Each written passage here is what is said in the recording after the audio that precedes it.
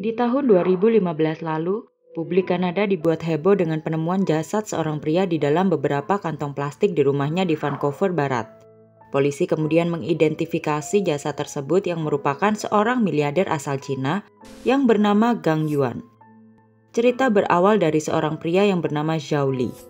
Di tahun 2001, Li yang berasal dari Cina membawa keluarganya untuk pindah ke kota Montreal, Kanada. Pada awal kepindahannya, kondisi ekonomi keluarga Li tak menemukan hambatan berarti. Ia bahkan diketahui bisa membeli sebuah rumah untuk keluarganya. Namun kondisi itu tak bertahan lama.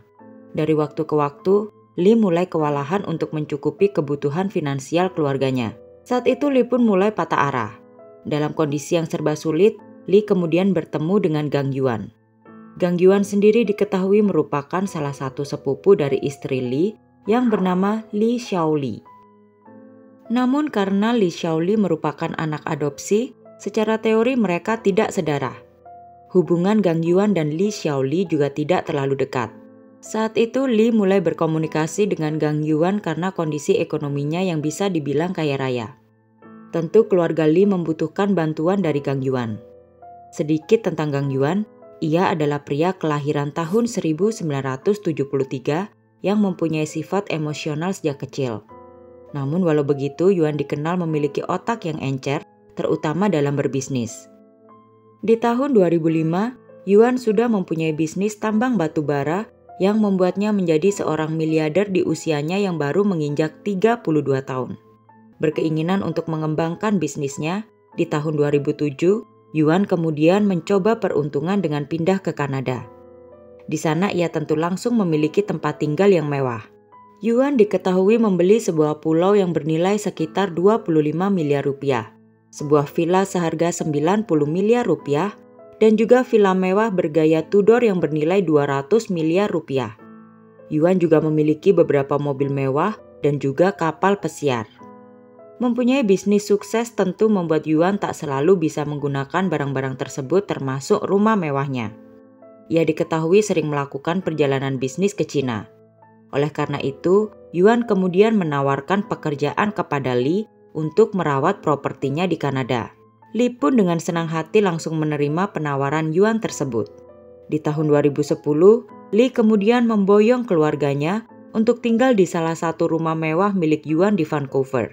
Untuk informasi, rumah mewah tersebut memiliki 10 kamar tidur, ruang sauna, tempat game, kolam renang, dan sebuah taman rumput yang indah.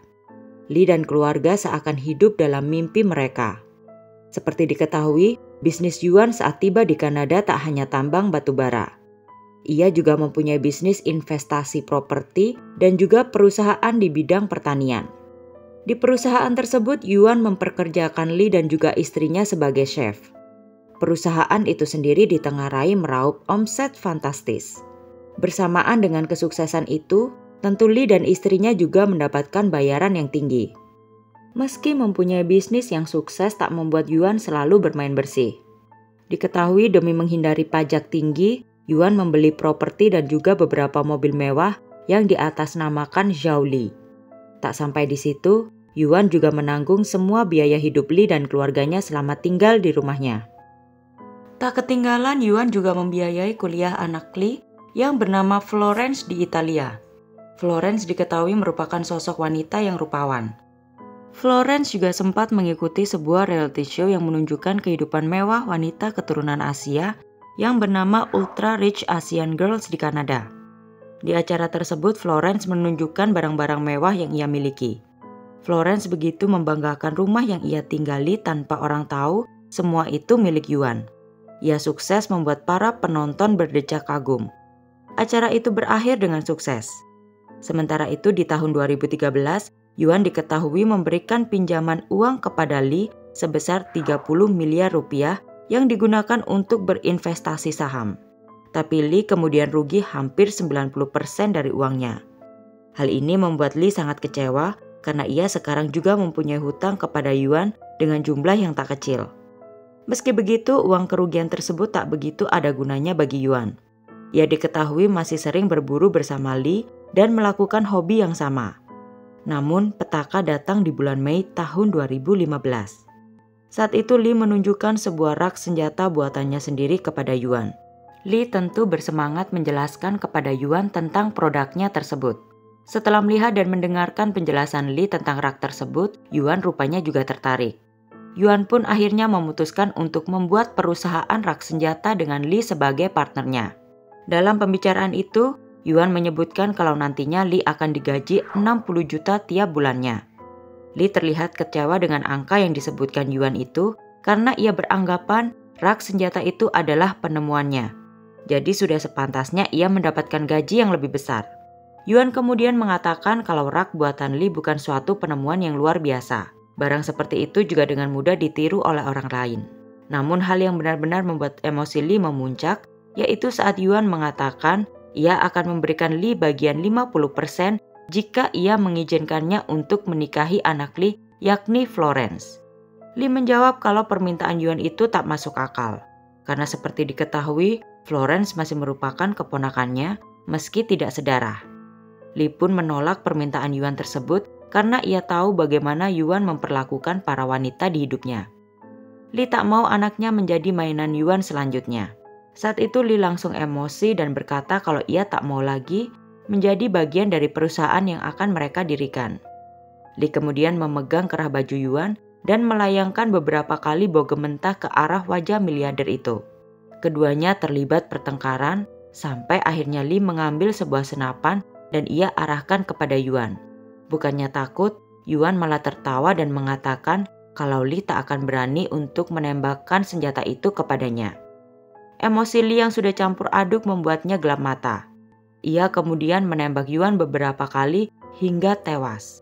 Tak cukup sampai di situ, Lee kemudian memutilasi jasad Yuan menjadi 108 bagian dan memasukkannya ke kantong plastik. Peristiwa mengerikan itu sempat diketahui oleh istri Lee dan ibunya. Namun Lee menyuruh mereka untuk pergi saat ia akan memindahkan jasad Yuan ke garasi.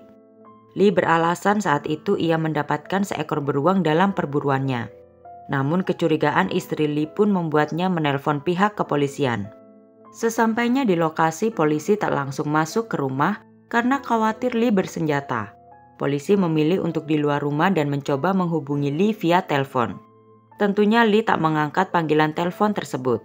Ia diketahui malah sempat pergi tidur karena merasa lelah. Keesokan harinya Lee pun mengangkat telepon dari polisi. Ia diperintahkan untuk keluar dari rumah tanpa membawa apapun. Lee menuruti mereka dan menyerahkan diri tanpa perlawanan. Sementara itu polisi mencoba mencari barang bukti di setiap sudut rumah tersebut. Mereka akhirnya menemukan beberapa kantong plastik yang berisi bagian tubuh Yuan. Dalam pengadilan Lee mengaku memang telah membunuh Yuan dan di tahun 2020 ia divonis hukuman 10 tahun 6 bulan penjara. Saat di penjara, Lee diketahui termasuk tahanan yang teladan. Ia juga tak pernah melakukan perkelahian dengan tahanan lainnya. Lee akhirnya dibebaskan pada bulan Mei tahun 2022. Di sisi lain, para pengacara Yuan mulai kebingungan untuk menentukan siapa yang mendapatkan hak waris dari harta dan properti miliarder itu, karena diketahui ia tidak pernah meninggalkan surat wasiat apapun. Yang membuat semua menjadi rumit adalah pada masa hidupnya, Yuan dikenal sering berhubungan dengan banyak wanita. Ada sekitar 9 wanita yang mengaku sebagai penerima hak waris dari harta Yuan.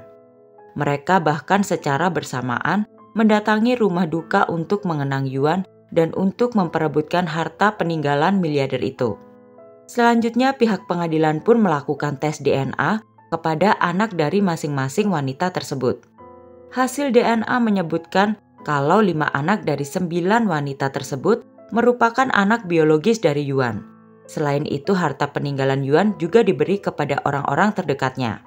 Anehnya, Lee juga ikut masuk dalam daftar penerimaan warisan itu.